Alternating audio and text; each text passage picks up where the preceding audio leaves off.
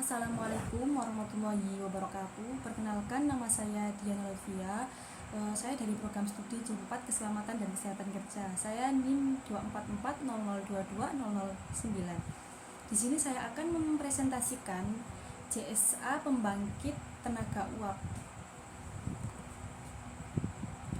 yaitu dengan berlatar belakang pemanfaatan teknologi tinggi sangat diperlukan untuk memenuhi kebutuhan hidup manusia yang sangat besar. Namun tanpa pengendalian yang baik, maka akan merugikan masyarakat itu sendiri. Pemanfaatan teknologi tinggi tidak bisa dihindari, apalagi di era industrialisasi yang ditandai dengan perubahan mekanisasi, elektrifikasi, modernisasi, dan globalisasi. Dalam kondisi seperti ini, penggunaan mesin, pesawat terbang, peralatan, dan berbahaya terus berkembang sesuai dengan kebutuhan industrialisasi. Selain memperlancar proses produksi, dampak samping yang tidak dapat dihindari tentu saja adalah bertambahnya jumlah dan ragam sumber bahaya bagi pengguna teknologi itu sendiri.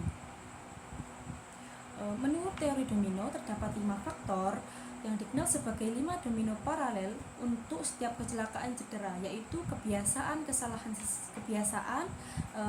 seseorang, aktivitas dan kondisi berbahaya, kecelakaan dan cedera. Heinrich mengatakan, kunci mencegah kecelakaan adalah dengan memutus rantai sebab akibat, misalnya dengan menghilangkan ancaman salah satu domino. Selanjutnya yaitu kalian tahu nggak sih apa itu PLTU?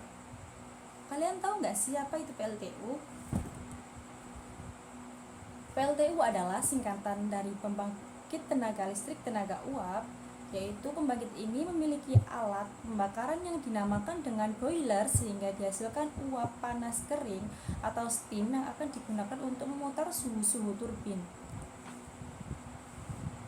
Manfaat PLTU yang pertama yaitu sumber energi yang dapat diandalkan, yang kedua menghasilkan energi yang efisien, yang ketiga yaitu energi listrik yang stabil, yang keempat dapat menopang kebutuhan energi nasional, yang kelima meningkatkan perekonomian daerah pembangunan.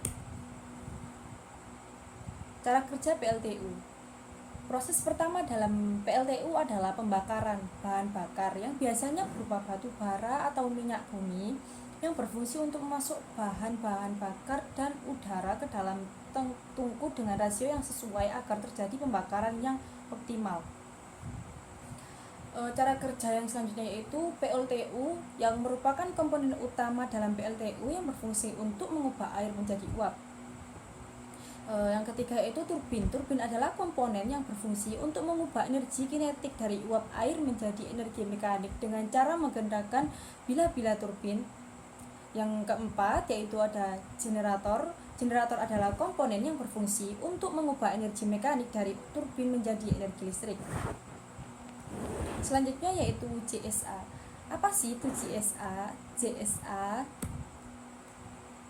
JSA yaitu singkatan dari Job Safety Analysis atau dikenal dengan juga Job Hazard Analysis, yaitu JHA, adalah upaya mempelajari serta pencatatan masing-masing urutan langkah kerja satu pekerjaan, mengidentifikasi bahaya-bahaya di dalamnya dan memastikan usaha paling baik untuk mengurangi maupun menyingkirkan bahaya-bahaya di suatu pekerjaan itu.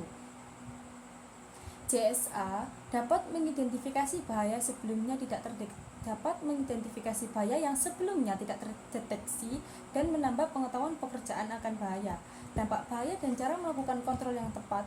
Selain itu, JSA berfungsi untuk meningkatkan kesadaran karyawan akan keselamatan dan kesehatan kerja, meningkatkan intensitas dan kualitas komunikasi antara pekerja dan pengawas.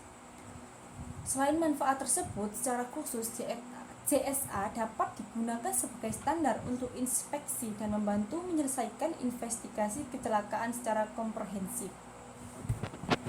Berikut adalah contoh JSA. Ini adalah contoh form Job Safety Analysis, yaitu dengan nama pekerja, ada tempat pelaksana, nama pekerjaan, tanggal pekerjaan, nomor JSA, supervisor, dan HSE departemen. Yang pertama itu ada nomor 1 atau tahap pekerjaan, yaitu persiapan. Saya mengambil contoh perawatan turbin. Yaitu tahap pekerjaannya persiapan potensi bahaya. Yang potensi bahayanya adalah bahan, resikonya adalah tertimpa alat dan bahan. Pengendalian potensi bahaya yaitu menggunakan APD yang sesuai. Tanggung jawab yaitu supervisor dan pekerja. Yang kedua yaitu ada membuka kap turbin. Potensi bahayanya yaitu ketinggian bahan, sisi tajam. Resikonya yaitu tertimpa alat dan bahan, jatuh dari ketinggian, tergores kap yang memiliki sisi tajam. Pengendalian potensi bahaya yaitu menggunakan sarung tangan. Penanggung jawab atau PIC yaitu supervisor dan pekerja.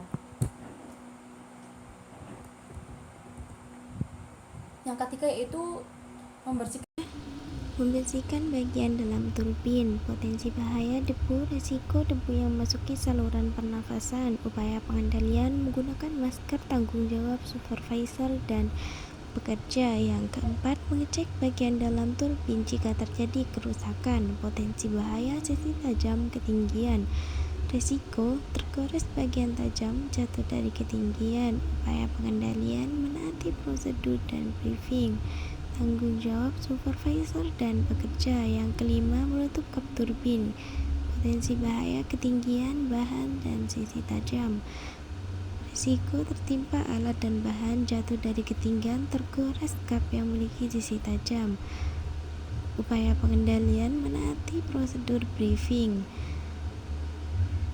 tanggung jawab supervisor dan pekerja. Sekian dan terima kasih. Wassalamualaikum warahmatullahi wabarakatuh.